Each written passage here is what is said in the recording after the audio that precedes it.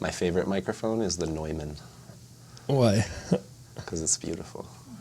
It's the microphone that Drake records into. Neumann? Neumann U87, yeah. It's about a $15,000 microphone. What does it look like? This is like a warm-up for your voice. And then Lucy likes light literature.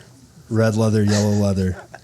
Fred fed Ted bread. Nice. And Ted fed Fred bread. Okay, you got 4 more.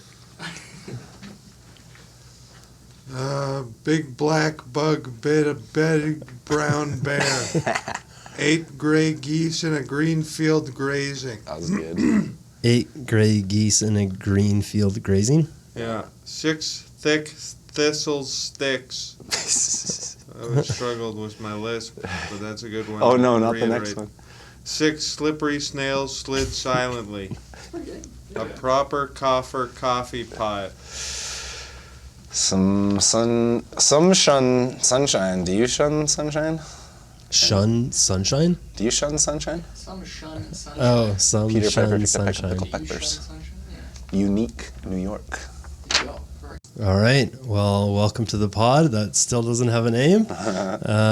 I'm here with 2 friends from university who also happen to be in the arts scene in Calgary. I'm here with my friend Ben Cannon, Hello. a local comedian, as well as my other friend Colton O'Reilly, Hello. who happens to be the front man for I Am the Mountain. Yes, sir. And got an exciting episode ahead talking about music and comedy and some other stuff later down. So I guess to kind of begin, we'll kick off with some bios. So perhaps I'll start with Ben, since he's sitting next to me. So for the audience, let's try to paint a picture of who each of you are.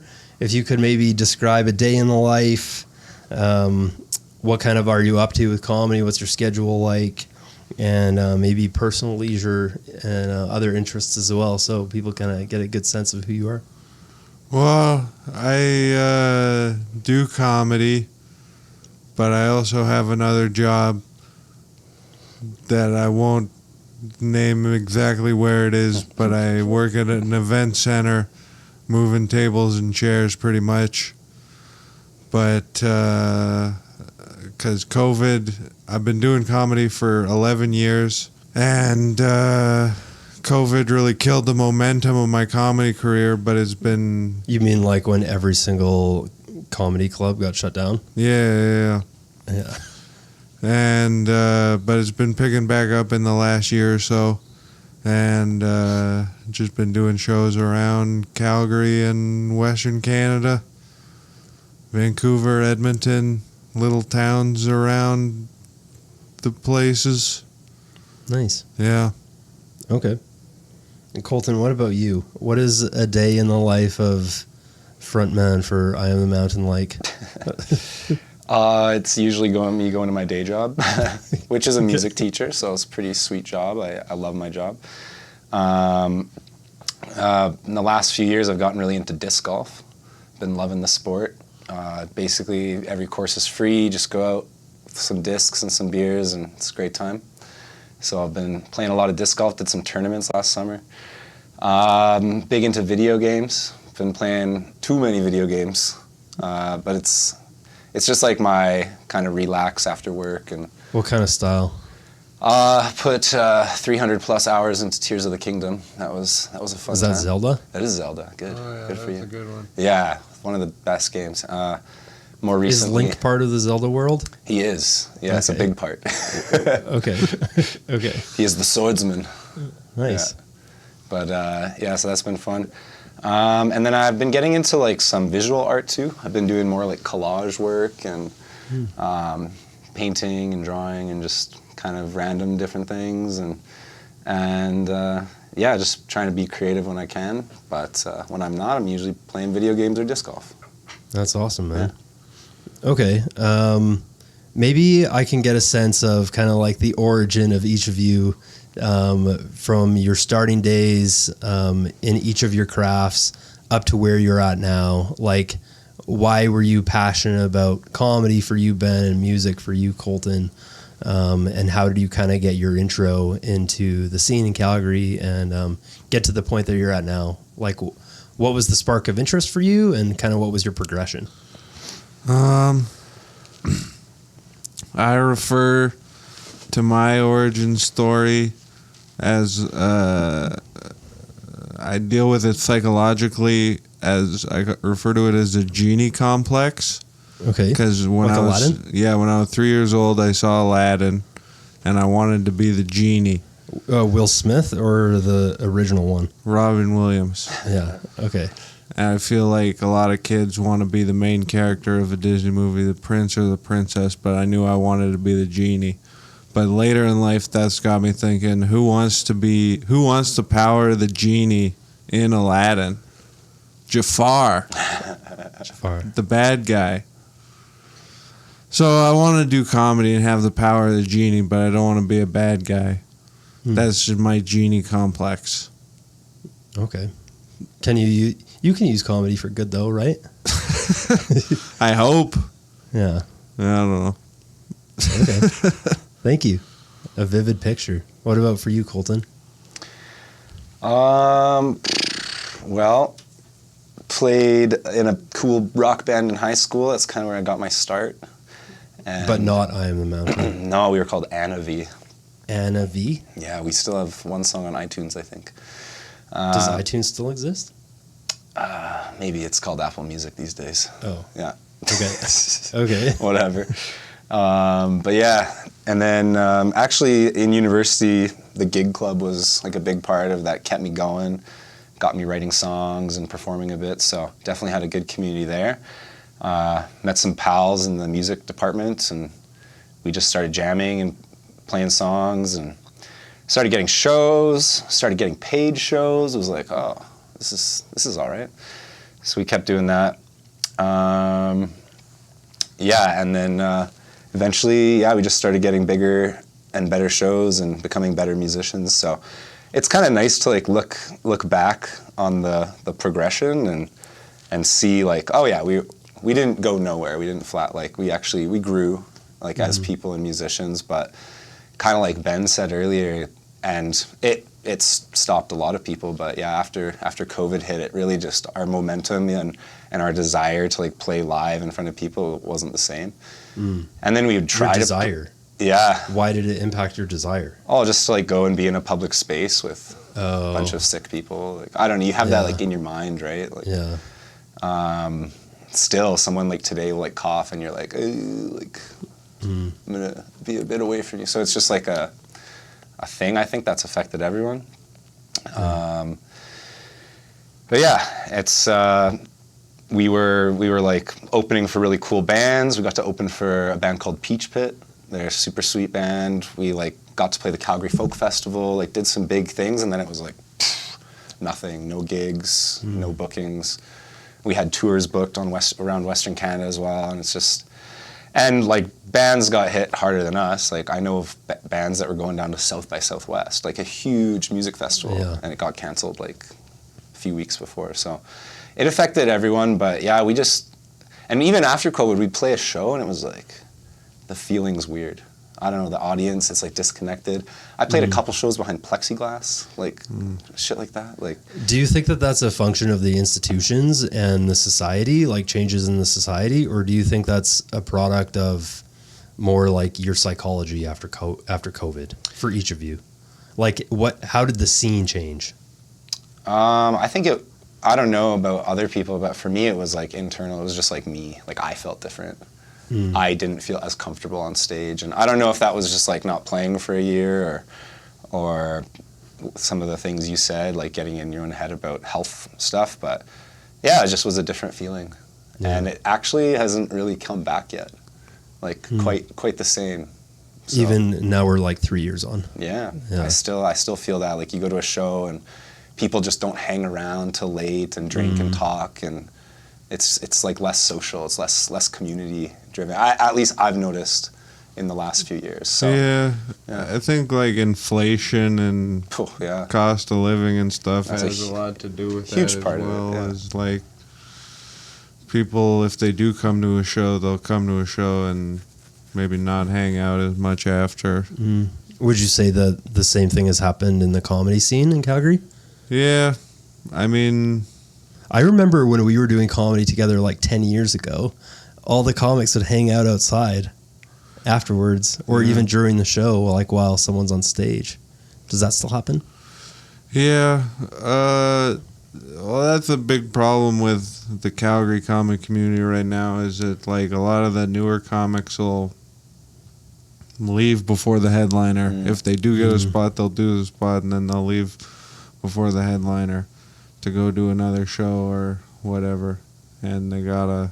That's because they're trying to optimize. Oh man, I'm saying this, but I just feel like an old fogey of comedy saying this, of like, come on, you kids, show us some Respect your professionals. Yeah. No, that goes in music too. You're the opening band, you stay till the last band. Yeah. But I totally agree. I've seen that a lot as well.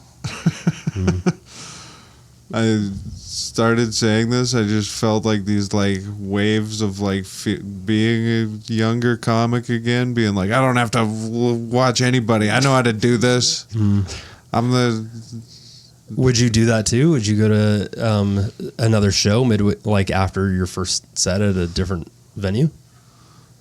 Or do you always wait until the end? I was a comedy rebel. I famously started a competing show. There was like a famous Monday show happening that then I started a competing show 4 blocks away. I know what you're and talking got about. blacklisted from that famous Monday show. But now I've been back on it a couple times recently, and it's been fine. Thank you, James Moore. The cat's out of the bag. Okay. But yeah, I would go against a grain in comedy, so I guess I can't be too judgmental of younger comics forging their own path and just trying to get as much stage time as possible, prioritizing that. It is what it is. I loved like the whole thing. I still love it. Like I'll as a band, you have to go and do sound check usually like 3-4 hours before the show. Yeah. So I'll be at a bar at like 6 p.m. to Yeah. sound check, and I'll stay at that bar till like 1 or 2 in the morning, like as the To band watch the other acts. absolutely, and Yeah. pack up the merch with everyone. And I would think that as a beginner, you would almost want to do that because you would want to learn from the people ahead of you, particularly or just a make headliner. those connections. You know, and make connections, because so much of both of these industries are connection based.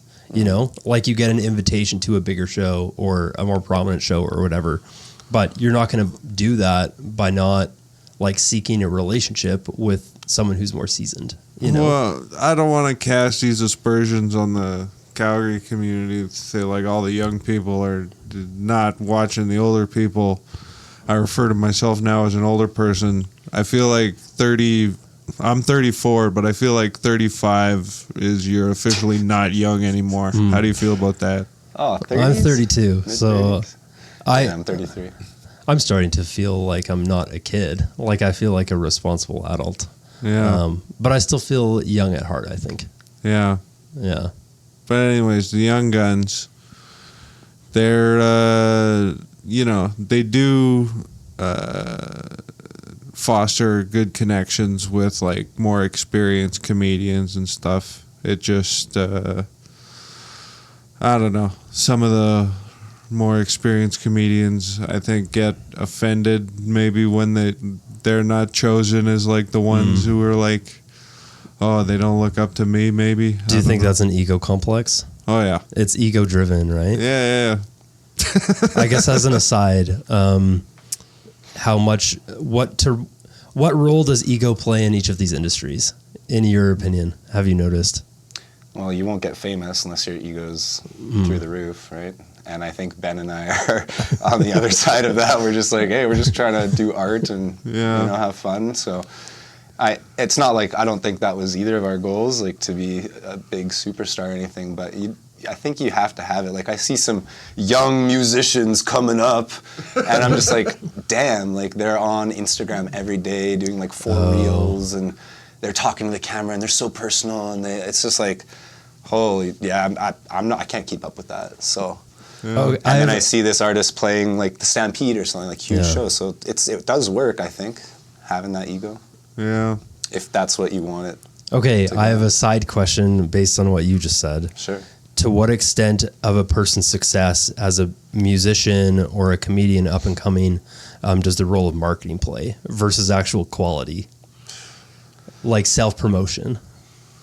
I mean, marketing is a big part of it, but you got to have something of quality to market. For sure, yeah. I don't know. Yeah. Like when people talk The product about still has to be good. someone's recent meteoric rise in comedy due to like marketing and social media and stuff is probably Matt Rife. That's what I was thinking too. That younger guy But he's, Yeah. I don't know, that just he's does a bunch of pretty crowd good, work. I think. Yeah. Yeah. And he's good at marketing. He put in his time too, though, right? Like he was Yeah. hitting shows every day. And I stuff. just saw his Instagram, like his tour poster, and it's like this tour poster that has like every city in the world and just like the smallest font to make room for like 100 tour dates or whatever. Oh my God. It's just like, oh my God, Would you want that as your that's life? marketing. Would you actually want that? Like, what are your aspirations for this? In my younger days, I wanted that in comedy. I don't know how much traveling you wanted to hope to do, but I'm scared of riding airplanes more and more. With like the recent South Korea, did you see that, the airplane crash in South Korea? Oh yeah, That kind of Yeah. stuff. It freaks me out more and more, and I don't like flying. So I'm hoping to make it in comedy, that was a but technical just thing, on the right? That internet, one- Yeah. Okay. not have to travel. Yeah. I like traveling by land. You could do Bo Burnham style and just release Netflix specials. Yeah. You could Yeah, produce that your would- own. Yeah. Get That on would be Netflix, Ben. ideal. Yeah. Yeah, Okay. I actually really like touring. Like I've only done it a little bit here and there, like around Western Canada too. I've gone up to Toronto once and stuff to do music, but like I really enjoyed it. I loved it. The travel. Like I actually took the train to Toronto. You should do comedy by train. Yeah. That's a solid way to do it. But Comedy by train, like on a train. yeah, we played music on the Via Rail train. Rode to Toronto. We played like 3 shows on the train to people in the carts, and then That's cool. stayed in Toronto for a week, and then played back. So yeah, like I really enjoyed that, and I would love. I think a big goal of mine is I'd love to have a great my standard of great Canadian tour, where I can just like see all of Canada and like drive from city to city and have a decent audience at each show. That would be like. You can do that now, I think. Oh, it's hard, man. Even when we went to Toronto, like we call up our 4 friends we know, and 2 of them come out, and there's 5 other people in the bar. It's just hard. Like nobody knows you. It's the other side of the world, basically. So what does that process look like to like achieve that?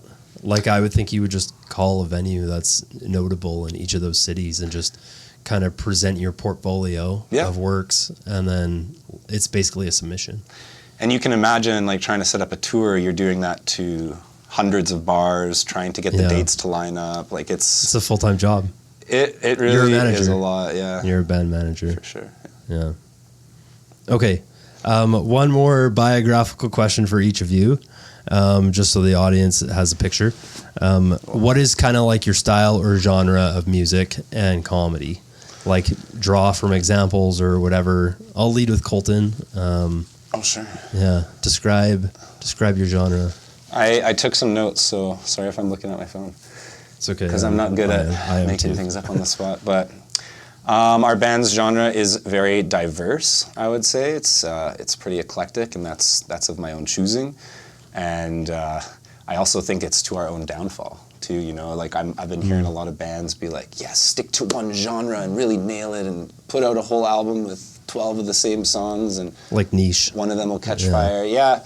Or just, if you're a rock band, stick to rock, right? But our music stretches from like classical to jazz to rock, and even like more recently some hardcore music, which is like I've actually had this experience at a festival a few years ago where we were playing some new tunes, and someone came up and was just like, that was terrible. Like, I love your old album. Like, what are these new songs? And I was like, dang, like, wow, I'm shocked. Like, That's I just pretty thought blunt. people would like the new music, but people that like folk music like the old album. So it's like, so now I'm getting inspired by bands like Idols, if you know them.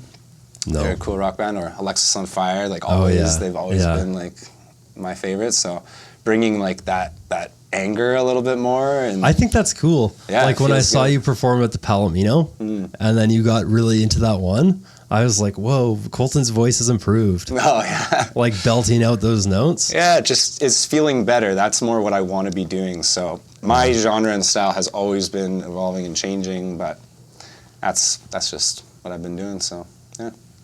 Okay. Any names that you could bring up as like similar or any influences, musical influences? It's like, yeah, I can name musical influences that I have, but they won't sound like our band. I don't know. I guess like Typhoon. Oh yeah. That's yeah. like I have like a Typhoon tattoo. Like I love that band, and Yeah. so I'd say our music is similar. Are they to Canadian? theirs. They're from Portland. Actually. Oh, okay. Yeah. Okay. Really cool, like 10-piece orchestral rock band. Yeah. That's kind of like indie rock. Yeah. Yeah. So that's who I'd compare us to. Cool. What about for you, Ben? What genre of comedy are you? What genre Yeah, of yeah. comedy? Are you slapstick? Pie and face comedy. Yeah. I specialize in. No, I've been thinking about this. It's kind of a resolution for 2025 to do more clean comedy. Yeah. Like, I guess in the last, What does that mean? Clean comedy. well, in like the last year or so, I've dipped into like really lewd and crude Okay. subject matter. It's almost been like a competition. So with when you some say other, clean, you mean PG, yeah, suitable for kids. yeah, Okay. Gotcha. But I've always struggled with that because I don't know, I swear a lot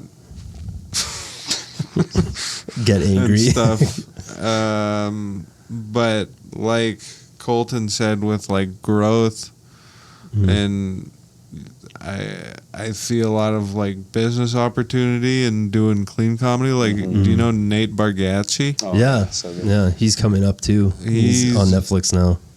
Yeah, he's like specializing in clean comedy, and I just saw him. It was a picture of him walking through Times Square, and it was like 3 things of his, like a Netflix thing, a CBS thing, and like another thing of his, all these different ads for Nate Bargatze in Times Square. It looked like Times Square was all dedicated to Nate Bargatze. Because he can be shown on all those programs. Yeah. Yeah.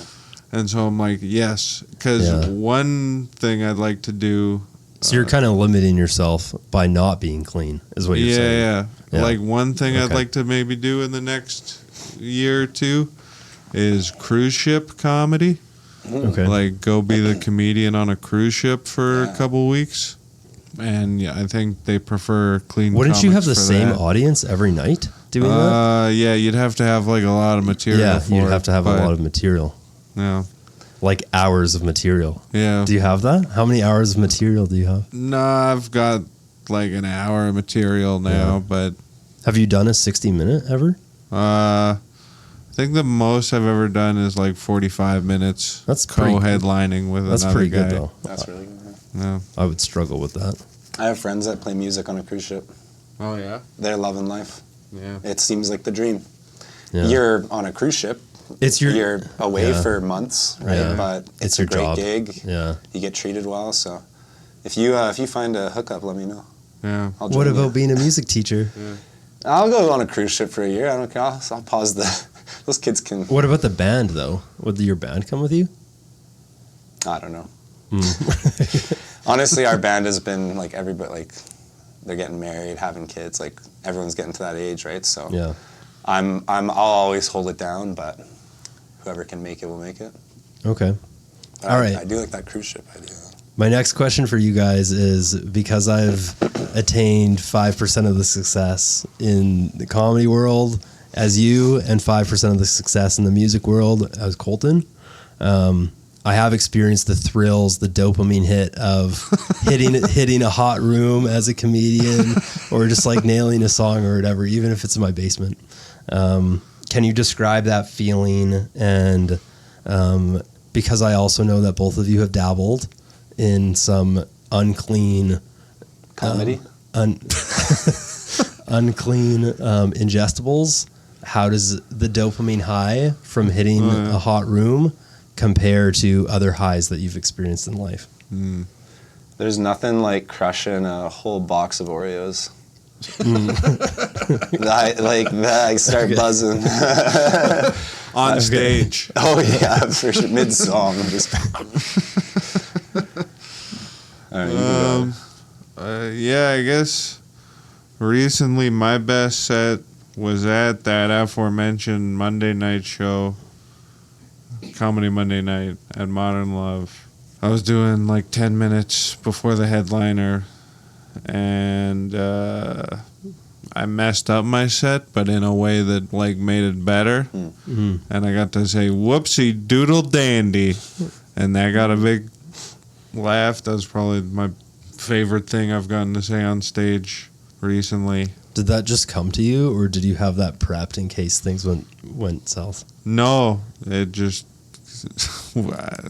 I want to have more, to go back to the goal of being a clean comedian, I want to have more expressions like that to say that aren't swear words. Whoopsie doodle dandy. Jumping Juneberries. To what extent does the improv play a role in your sets as a comedian? Like, it's pretty scripted, right? I started with improv and then started doing stand-up, so I feel like I was a sharper improviser with stand-up earlier in my career, but I've been recently practicing more stuff that takes improvisation, like crowd work, because everybody likes crowd work clips. Like Matt Rife. Yeah, like fans of Matt Rife. Trying to get in on that. Ups and downs with trying crowd work. Okay. Yeah. All right. I have another question for you guys. When you're listening to music, Colton and Ben, when you're watching another comedian like Nate Bargatze on Netflix, are you just enjoying it, or are you kind of studying in a way? Like, I grew up playing soccer, and now when I watch World Cup or whatever, I'm almost like analyzing the tactics of the players. Like, I'm enjoying the game too, but I have that deeper knowledge, you know? Yeah. So is that happening for you when you're engaging in those forms of media? I mean, I was walking through a farmer's market the other day, and I heard some sounds, right? And I'm pretty acute to the sounds. My left ear hearing is going a bit. It's gotten worse. I can like notice it. Anyways, I'm hearing some sounds, and I'm like, that's either a recording or a really good musician. Turn the corner, it's a really good musician. So it's, and I think I can tell the difference too. I was like, oh, it's a musician, but it sounds like a recording, like they're that good. So like sometimes you kind of pick that out. You like hear someone and you instantly kind of, maybe I'm like in my teacher mode. I'm just like, oh, that person doesn't know how to play a D chord very well. Oh, or, yeah. You know, you can like tell pretty fast, or you're just like, they messed up there. They're off beat or whatever. Yeah, off time, or like you definitely can notice those things. I'll be with my buddy, my bandmate Keith. We'll go to the orchestra and we'll be listening to the orchestra. And this is not a brag, but you know, we'll like hear a tuba play a wrong note and we'll both look at each other and go, did you hear that? Like, you made a mistake, you know? So it's fun to like pick those things out and be a little bit more aware of music and the nuances that are happening. I really like that. You know, you just listen to an instrument, you're like, that's a tenor saxophone, right? Like, okay, I can tell the sound. Can you identify the key of a piece of music? That's a little bit harder. Yeah, I mean, there is musicians that have that skill, but I can identify the instruments. I can tell you if it's major or minor. You know, like different little things like that. So I think it is cool to know music more in depth. But it doesn't take me out of a concert. Like when I'm watching a band, I can still be fully immersed. And you can also be selective about how analytical you are in your listening to something, you know? Yeah, I don't know. If I hear someone that's really fantastic and it's like, hey, like I'd love to collaborate with you one day or play a show. You've already like you've proven yourself. You've worked that hard to get those skills. So you know you can definitely recognize talent. Yeah. Yeah. And my students too. Like I have a grade 6 student who's like better at the piano than I'll ever be. Like, and it's really cool to see that talent, right? And I'm not teaching him piano, but I'm teaching him like other musical skills and life skills and Cool, man. What about for you, Ben? Are you studying or are you enjoying? Well, to your question, I mean, I wish there was more like technical skill involved in comedy. I mean, there's musical comedians and stuff, but Right.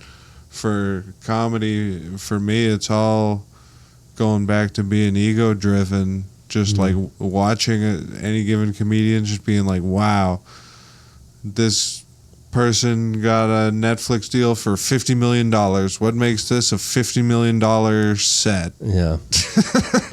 And because I'm at a point where, like you're saying about being your own manager, like pricing yourself out for gigs and stuff, and like knowing your own worth.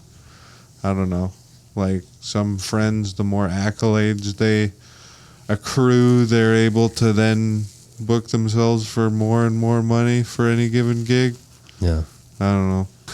I have another question, which is a practical question for the audience, which is, I guess, Colton, for you, because I think that the instrument that everyone kind of plays is singing, even though it's not conventionally considered an instrument. It is an instrument, whether it's in the privacy of their shower or car or whatever. What's a technical tip you could give? And then, Ben, for you afterwards, since it's a little tougher with comedy, what's a practical tip that you could give to someone regarding, I guess, just like social skills or self-confidence or whatever, like when it comes to comedy? Just interpret it how you want for comedy. Sure. Yeah. Should I go or Ben? You need to think about it? Yeah, I gotta Okay. think about it. Well, I would say from my experience, like when I started in my high school band, my voice was terrible. Yeah. Like I can look back on those videos and objectively say like I did not have a good singing voice. So my biggest tip, Why is that though? Off key or bad pitch or? I just had never sang before. I was just started. It's a new skill I started, right? Okay. It's like picking up the guitar. It's like you're not going to Yeah. be instantly good at it, right? Or kicking a soccer ball. You're not going to. I mean, maybe. If you're messy. Maybe. Yeah. But yeah, and so my biggest thing was I was just like, I'm just going to sing every day.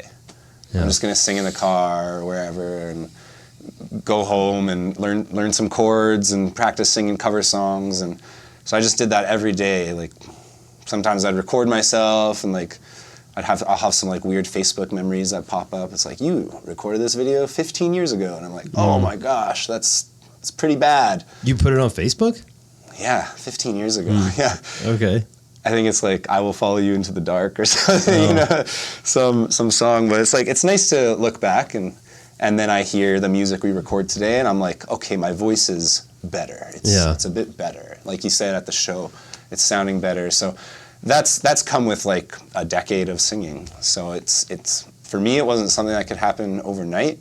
But the biggest tip I'll give if people are wanting to sing and improve their voice, I have a quick warm up.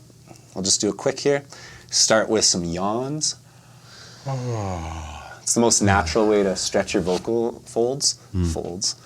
So you do a couple yawns, right? Get that naturally What about stretched. water? Not cold water. Oh, okay. Yeah, room temperature water is fine. Okay. Yeah, don't drink cold water; it will constrict. Oh. Okay. Then I do some high lows.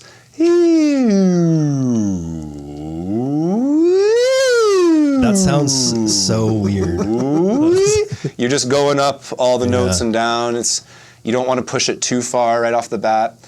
And then the last one, I like to do this with my students too. It's the meow scale. Meow, meow, meow, meow. Oh, wait, sorry. Okay, cut that and cut in. Okay.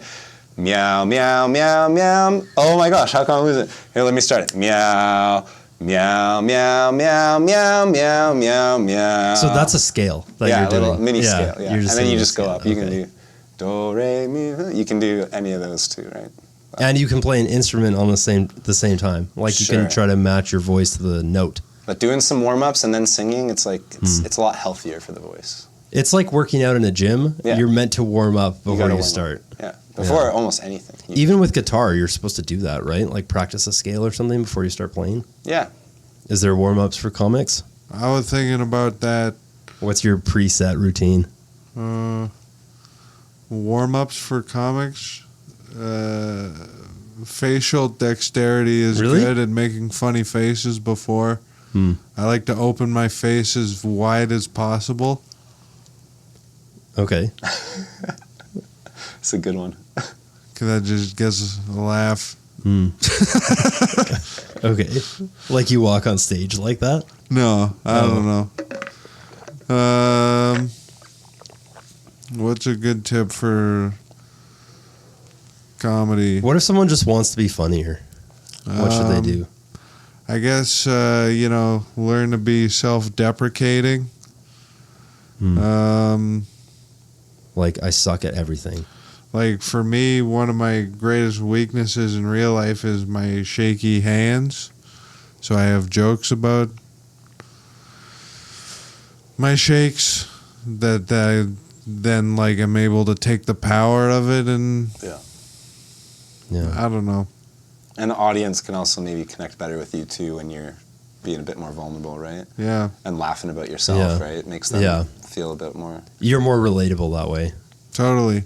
I've also heard in comedy, if there's an elephant in the room, you have to address it. Yeah. Like, say there's a heckler or whatever, you can't ignore it. Like, there's no other option. Yeah. Do you have any heckle stories? No. Me and Colton can give you one next show. It's a recent heckler. I feel like people are... Maybe it's because I'm shaky and I appear nervous or like fragile up there. People don't really mess with me when I'm on stage. I don't know. You're also pretty loud. You get loud sometimes, right? Yeah. You could drown them out. I feel like your personality is different on stage. Yeah. Do you think so or no? Well, I'm mostly like this on stage as well, but then I get hyped up and end up say a punchline or something. I don't know. We'll get hyped up at times. Yeah. But I don't know. I think I am who I am. Okay. Cool. I've only been heckled once. No way. Yeah. What happened to you? I was on tour, small town in BC. And someone yelled at you in the middle of a performance? Yeah. That's so... And they said, play Led Zeppelin. And I was like, I'm a solo act right now, and I don't know any Led Zeppelin. He's like, oh, you suck, man. Oh my God. Yeah, like some old drunk guy getting mad at me is kind of like in the moment I was like, what the heck? Like this is terrible. Like I'll keep playing my slow folk songs. But looking back on it, I'm like, I kind of like that I had that experience at least once. Yeah. I don't want it a bunch, but... Because now it's less scary if it happens, right? I think so. It's like facing your fears. You're ready to face it a bit better, yeah. Like the anxiety is there, and then something happens, and then you're like, I got through it. Yeah. Yeah. I did get heckled once. I was opening for a wrestling event. UFC? No. Oh. Not UFC. It was, like real Canadian wrestling or whatever. Okay. And, Is that normal for a comedian to open a sporting event? yeah, I don't know why I got asked to do it. I think there's like this comedian who's also involved in wrestling who was pitching it to them as an idea, but... Rogan? Is his name Rogan?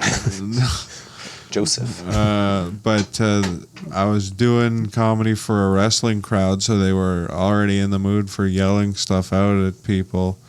And this group of guys yelled at me that I looked like I went to UVic, like University of Victoria. Okay. And I don't really know what that meant. I was wearing a collared shirt. I thought maybe they thought my collared shirt. What was your recovery? Or were you just like, I didn't go there? Yeah. Oh. No, I didn't go there. Okay. Yeah. Cool. That's it for our first segment. Okay, let's play a game. We can keep going because I'll just edit. Yeah.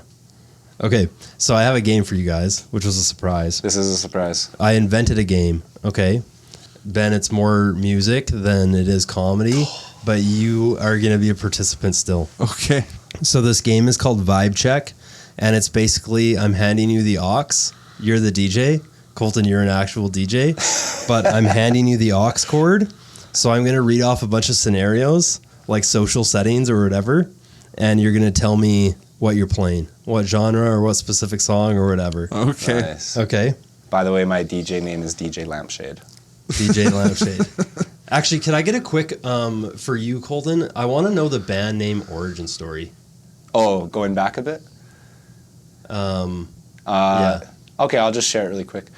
Our band's called I Am the Mountain, and the name kind of comes from me. I was born in Burnaby, BC, and moved from the Okanagan to Calgary and back and forth like a ton throughout my life for various reasons. And now in my adult life, I've done that drive many times. Like my brother lives in Vancouver, my dad is over there too. So I just felt really connected. And at first, you know, you're a kid. I don't know if you guys have this experience on road trips, but I have 3 brothers. So on road trips, we'd set up like the mini TV in the middle of the 2 front seats.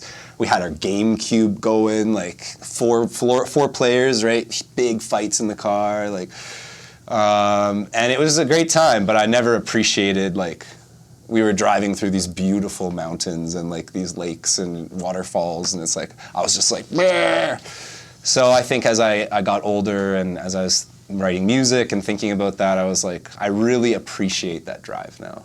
And I actually really love that drive through the Trans-Canada or even the Crow's Nest, like just being near the mountains. And so I wanted to have something with that in mind. So Cool. The irony now is you say you put in hundreds of hours into a video game where you just traverse mountains the whole time. That's how I got so good at climbing mountains.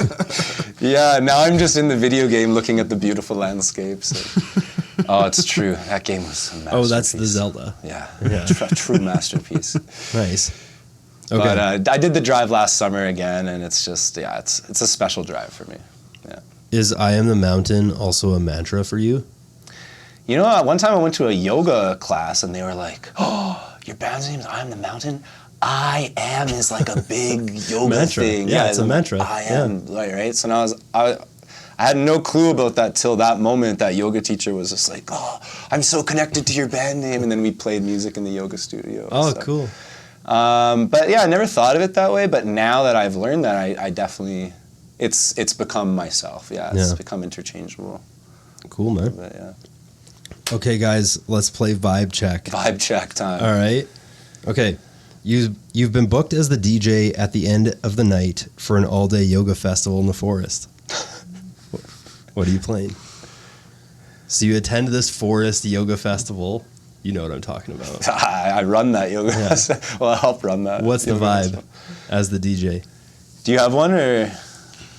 Off the top of my head, Kanye. Not Kanye.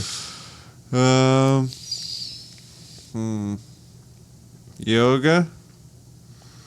Yeah. But it's like a cool yoga festival. Yeah. What's that song that goes, bow wow wow yippee yo yippee yay bow wow I don't know yippee, What is that? and then Bow everybody wow. can do a downward dog. Bow wow. I don't know. What song is that? Oh, that's good. I don't know. Is it a Snoop Some Dogg hype song. Yeah, I don't know. Okay. Okay. I like that. I like the yoga theme. I'm probably playing the entire album of Glass Beams. Just putting Glass on some Beams? instrumental Glass Beams. You mean like Tibetan bowls? It's got that vibe a little bit, but yeah, it's a 3-piece band, drums, guitar, and bass, and they're sweet. Okay. Yeah. We're going to make a Spotify playlist of Yeah. all these recommendations after this. Okay. To Bow wow wow into Glass Beams. That's perfect. Yeah, to link. Okay, let me do the next one. You're road tripping across Canada and you're driving through the orchards in Ontario. You're alone in the car. Alone in the car in the orchards of Ontario. Big oak trees, maple trees. Just because I'm in Ontario, The sun is setting. I'll probably put on some Luna Lee. Luna Lee. Yeah, she's like fairy pop music. What is fairy pop? Very dreamy. Like synth? Yeah, there's some synth, violin, harp. Yeah, I love harp. Just some nice, beautiful sounds as I'm driving through. Okay. Yeah. What about for you, Ben? Kanye?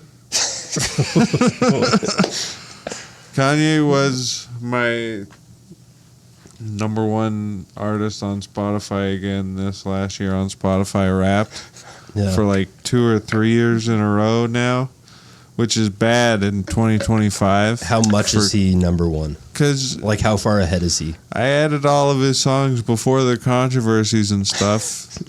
I was a big Kanye fan for many years just because he has bipolar, I have bipolar. Yeah. So he was like, oh yeah, somebody with bipolar can become a billionaire in this world. It's like, well, they can also lose that status.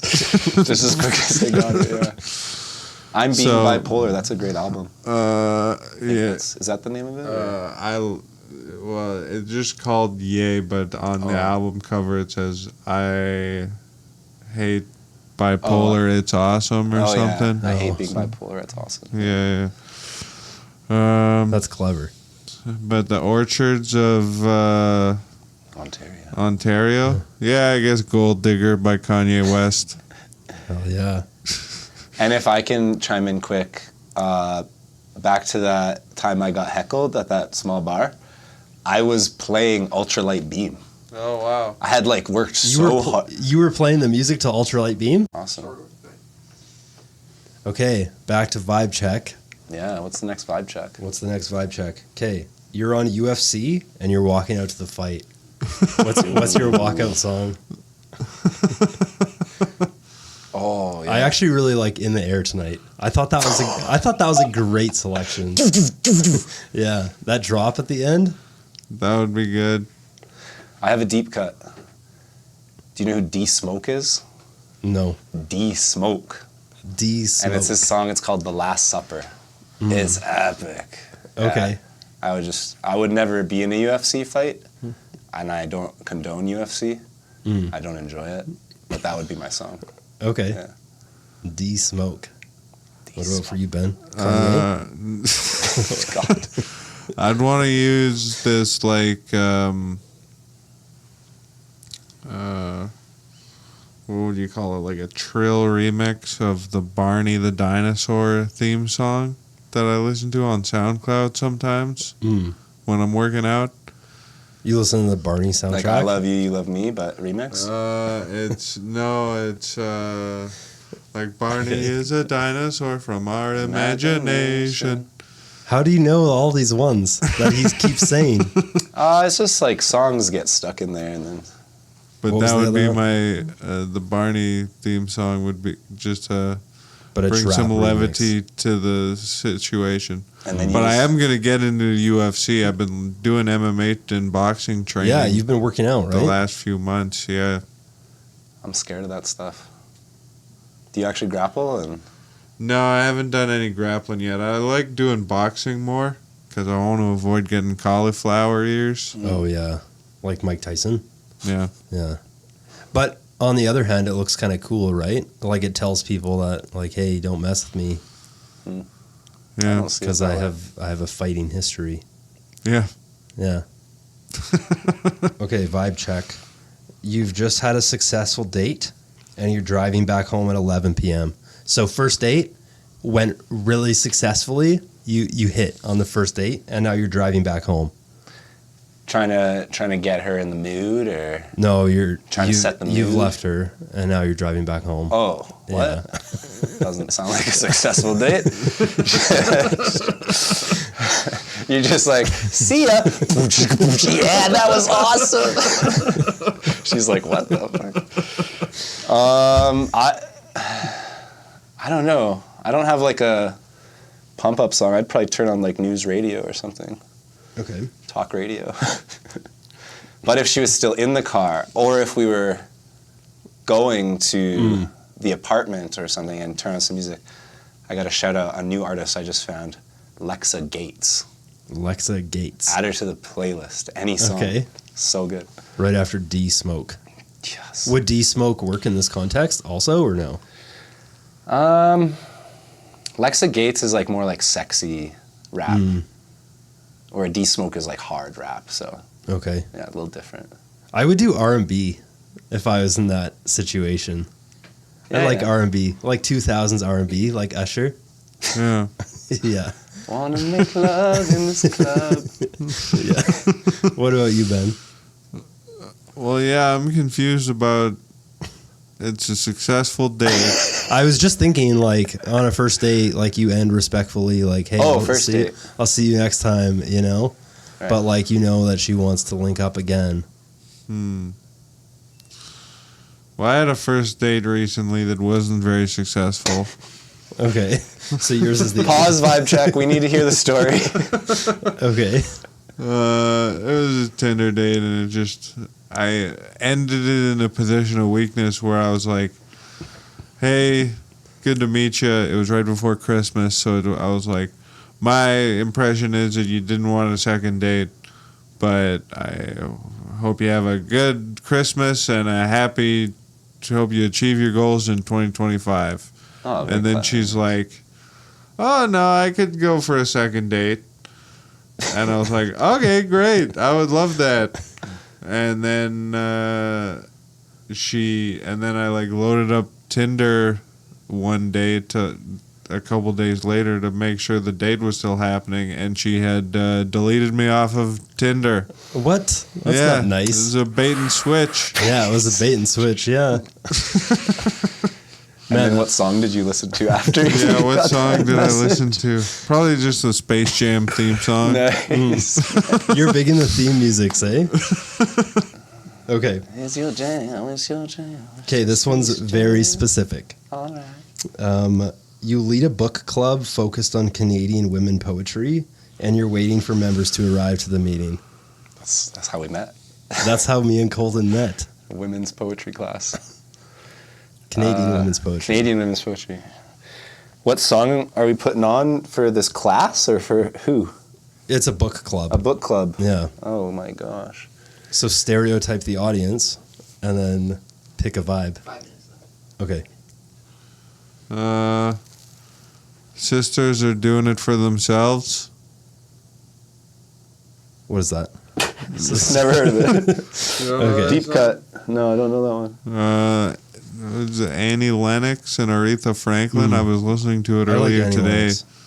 So that, to me, is what popped into my head for a feminist literature course. What's that one Annie Lennox song that goes... "Da-ba-da-da-da-da-da"?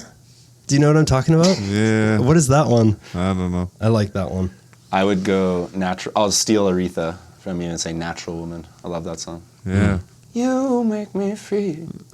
Okay. You know? Yeah, I know that. Yeah. Okay. Someone puts a gun to your head and says, give me your best rendition of a song of your choosing in that classroom over there, pictured Science Theater's lecture hall, or else you're going to die. What are you going to perform in the Science Theater's lecture hall to save your life? Perform or play? Perform. We have to perform. Yeah. I'll just say it's been my favorite song for many years. "To a Friend" by Alexis on Fire. Mm. Yeah, I'll play it on the speaker. But or it's I'll, a cappella, though, I'll sing it because you're and walking scream it. class. I'll sing it and scream both parts. Cool. Okay. If I had my best performance of a song that I can do right now is "If I Were a Rich Man" from the Fiddler on the Roof soundtrack, because it ends in this grandiose way of, Lord, who made the lion and the lamb, you decreed I should be what I am. Would it spoil some vast eternal plan if I were a wealthy man? Nice. Which one's that from? From Fiddler on the Roof. Ugh, I don't know any of these I just had references. Gwen Stefani. If I was a rich man. Yeah. Oh, yeah. Na, na, na, na, na. But that one is Rich Girl. I know. Nice. It's the same. It's All what right. it's based on. Really? Oh, Yeah. cool. You guys both passed vibe check. Congratulations. And now in closing, I'm here to ask if you have any plugs of yourself or any venues or whatever. Where can audiences catch you in 2025 in Calgary or abroad? And thank you, Colton. Thank you, Ben, for being on the episode. And yeah, I'll pass it to you guys for any closing words. Sure. Thanks, Jonah. It's been fun. Our band is currently in the studio right now. We're working at OCL Studios to record our first full-length album. It's going to be self-titled, I Am the Mountain, you know. The mantra. So it's going to be a big project. We have about 4 songs recorded, not finished, but we're going to try and do 12 and do the artwork and mastering, all the promotion. So that's, I'm hoping 2026, we'll see. Cool. So it's going to take a full year just to create the album. And then Will there be an album release event? Oh, there'll be a big album release event. Yeah, we'll try and set up a little tour, do all the right things. Cool. And then yeah, besides that, my other goal this year is to maybe buy a house, which is crazy. Nice, Yeah, man. I've been putting some cash away, so. That's awesome. And last thing, sorry, check out I Am the Mountain Music on Instagram. Okay. That's it. What about Wow. for you, Ben? Colton wants to buy a house. My goal is to buy a Bitcoin. It's One dropping Bitcoin? in price. Is it actually? Get it while it's cheap. Yeah, Oh. exactly. I want to buy the dip. So what's the value at right now? 80,000? Something like that. Yeah.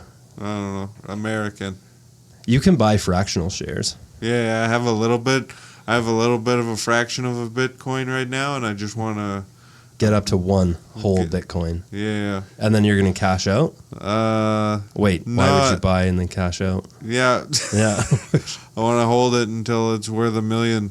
Hmm. $1 million bucks. There's Do you Bitcoin trading cards too. Really? Check them out. That's a good goal. What about any plugs? Ducky's first Sunday of every month, Ducking Comedy. Okay. 7 p.m. to 9 p.m. with karaoke to follow at 9:30 p.m. Oh, sweet. What's the vibe check on the karaoke? What are we going to perform? I always do Steal My Sunshine by Len. That's a So great good. song. If you steal my sunshine. I love that song. Alrighty. Thank you, guys. Thanks, Jonah. Yeah. Thank problem. you.